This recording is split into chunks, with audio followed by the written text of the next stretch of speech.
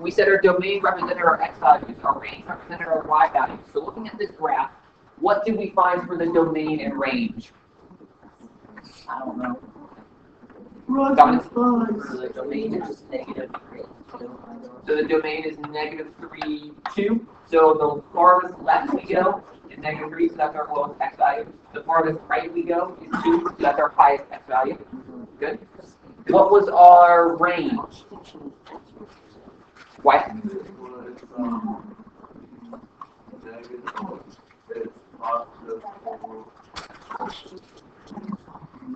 Say it one more time.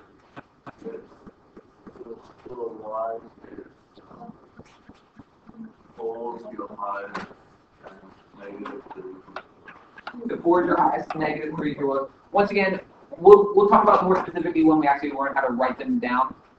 But we always want to write the lowest one first, and then we go high. So we always want to go lowest to highest. Okay, good. So your domain was -3 to 2. Your range was -3 to 4. Very good. Any questions about this so far from yesterday?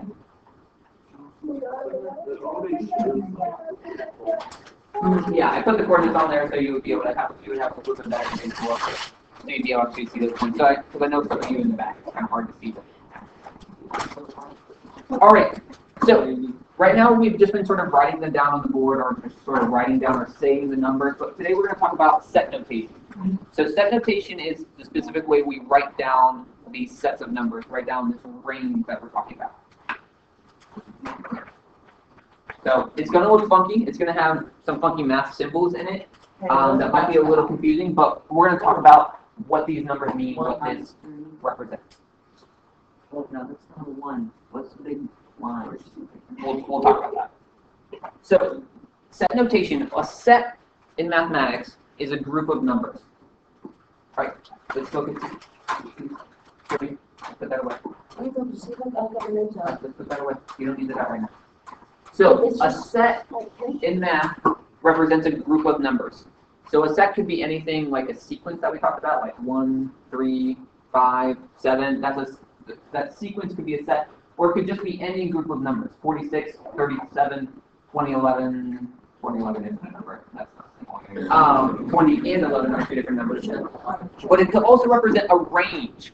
So it could be any number less than 3, or any number greater than 14. Those could be those are examples of sets. In our special way of writing sets, we like to use these curly brackets. So these curly brackets show what is involved in the set.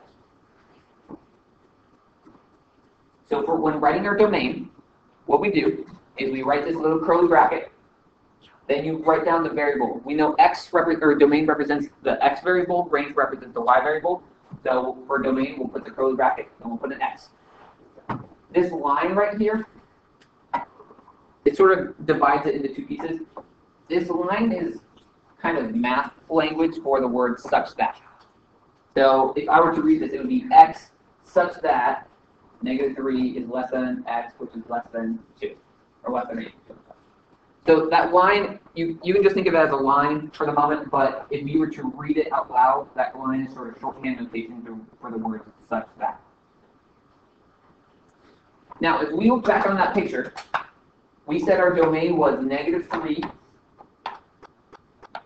and 2 was the largest number. So -3 was the lowest your x would hit, 2 was the highest. What do we call these? These little symbols right here?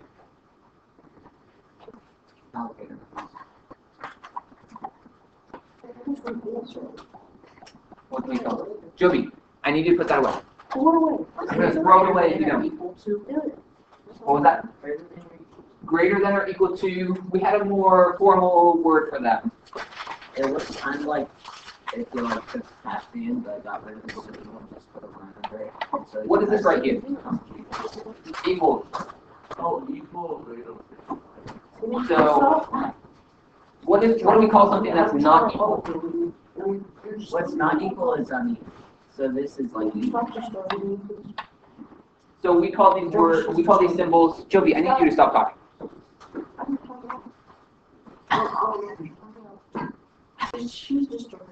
Okay. Would stop. So these symbols represent inequalities. So anytime we're unequal, it's unequal, it's in inequalities. So if you notice, they're all pointing a certain way. They're always going to be less than or equal to in these situations. And that's why we work from smallest numbers to largest numbers, because what this says is the x values that you can get for a function need to be greater than -3, or -3 needs to be less than that x value, and it needs to be less than 2. So x needs to fall somewhere in between -3 to 2. Just like when we looked in our graph, all of our x's fell somewhere in between -3 and 2. We didn't have any x's outside of that. So what this set really just says is all of the x's of a function are such that -3 is less than x, or less than or equal to x, and x is less than or equal to 2. And I know the math notation and the way we write it can probably be pretty confusing, and I'm just probably seems like I'm just sort of making up words while reading these numbers. But if you can just sort of remember this pattern, that's okay. If you just remember how to write it, I don't necessarily need you to read it out to me or anything like that. But if you remember, the lower value goes first, and then it's less than x, less than the higher value. We'll talk about in a bit we'll talk about when it changes from less than or equal to strictly less than, or when you'll have to switch between them. But for right now, we'll just stick with less than or equal to, because the majority of things will do that. So same thing with your range. Range represents your y values. So this is y. Put your line down. -3 was our lowest y value. Then we say it's less than or equal to y. And then we say y is less than or equal to our highest y value, which was 4. And then you close your curly brackets, and you're done. So I know it probably looks like we're writing an Egyptian up here. Okay, thanks for that. Do you want to see some examples? Do you want to go through a problem together to hopefully sure. get a little bit up? Show us math.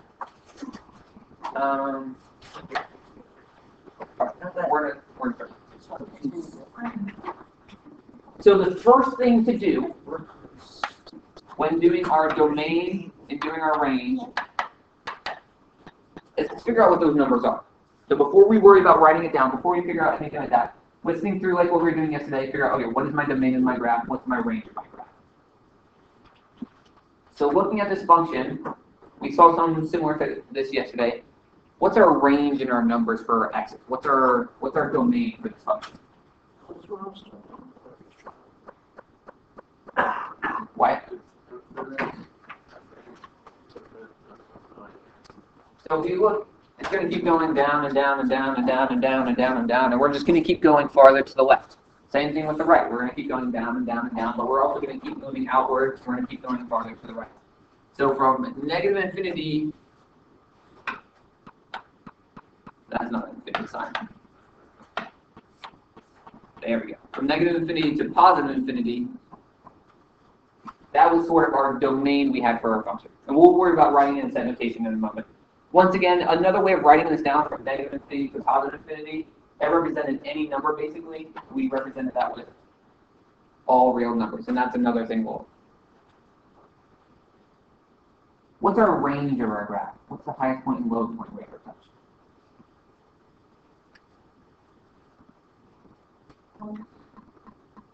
So 1 will be the highest we reach. -3 would be the lowest. So now that we have our numbers down, we just need to change this into set notation. So remembering that I go from -infinity to +infinity, I'm going to erase this, and I'm going to now jump back and think, okay, what's the set notation need to look like? So once again, set notation always starts with our curly bracket. So I'm going to have this little funky curly bracket. I know I'm talking about the domain right now, so I know that represents my x variable. And then I'm going to put my big line. So I have my curly bracket, my x, my line. I know the lowest number I ever reached was -infinity. And this is going to be less than x, which is then going to be less than my largest number. And I put my curly bracket. I wonder what the last number is. There isn't one. Because you can keep going. That's why we have infinity. Thing though, that's different. Was here, we had it less than or equal to. on here I have strictly less than. Why do you think I have less than for infinities, but I have less than or equal to for like my 3 and 2 on my last problem? Can you ever reach infinity? No, you can keep going farther and farther and farther and farther, but you can never quite touch infinity. You can keep going farther. And so we'll always be less than infinity or always greater than infinity, but you'll never be less than or equal to or greater than or equal to. So you can never. Lynn, do you have a question? No. Okay. So this would be our set notation for our domain. Are we okay with this? Once again, I know it's a little weird writing all these funky symbols, but the more we work with it, the more we practice with it, the easier it becomes. Because it's just going to use that same pattern. So let's do the same thing for our range. Once again, we're going from negative infinity to 1. So those are the numbers we want to remember. I'll erase this really quick. We always got to start with those curly brackets. I have my curly bracket. Range represents my y value, so I'm going to put my y next. And then put my big Y. Curly bracket y.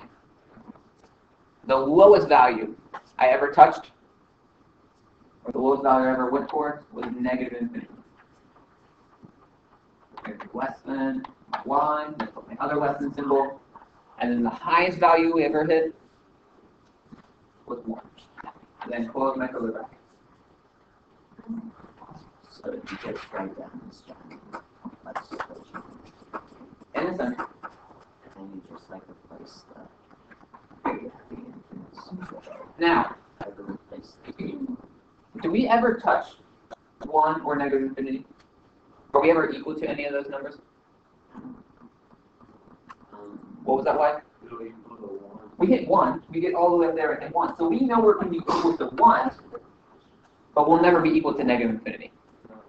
So once you get your whole thing written out, you'll have to think, okay, which of these values do I actually equal? Do I ever equal any of these numbers? With our domain, we never equaled any of them, so we didn't have to put the equal sign. But with 1, we know, oh, we eventually hit 1. We hit that at some point, so we can put our less than or equal to. So if it's a number, then we can put 1 under, but if it's infinite, then we don't. Majority of the time, yes. Yeah. So if it's like a discrete number, an actual number you can write down, typically you're going to put less than or equal to. Infinity, you will never touch infinity. So with any time you have an infinity on there, whether positive or negative, it's always going to be less than. Are we okay with this at the moment? Questions, concerns? Do you want to try one? Yeah.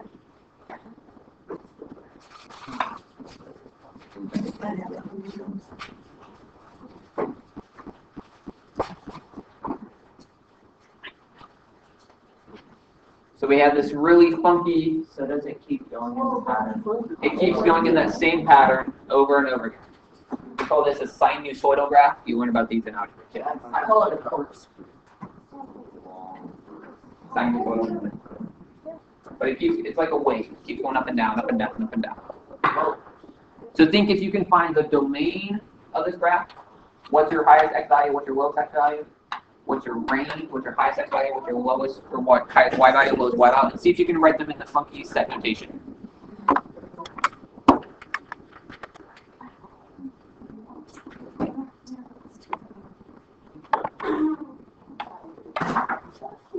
All right, let's talk about this one. Let's do it. What? Let's do it. Good. So, before worrying about set notation or anything like that, what was the domain we found of our function? Negative infinity all the way to positive infinity. It keeps going in that wave pattern the whole time. So, if we were to write it in set notation, what would you have to do? How would you write it out? What would it look like? Someone want to talk me through it? To the end.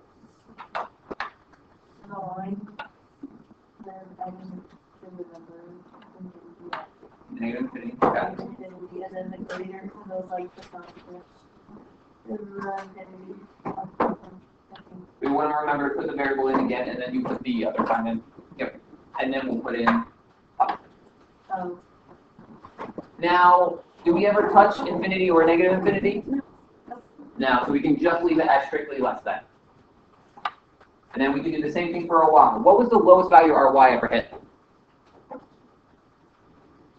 -2. What's the highest our y ever hit? 0. Okay.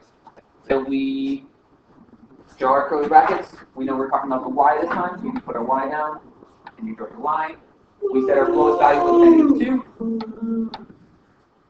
We know we're less than, y, less than, and then the high value, whatever it was 0, and we close the brackets. Do we ever touch 0 or touch -2? Yeah. We do. So with that, we can say I'm less than or equal to those because I actually reached that value. I actually hit the value. And this would be your domain and range for this function in segmentation. And that's all there is to it. Once you get that. Any questions over this at the moment? Like what the steps we did on here? Nope. Let's see another example. Let's try that.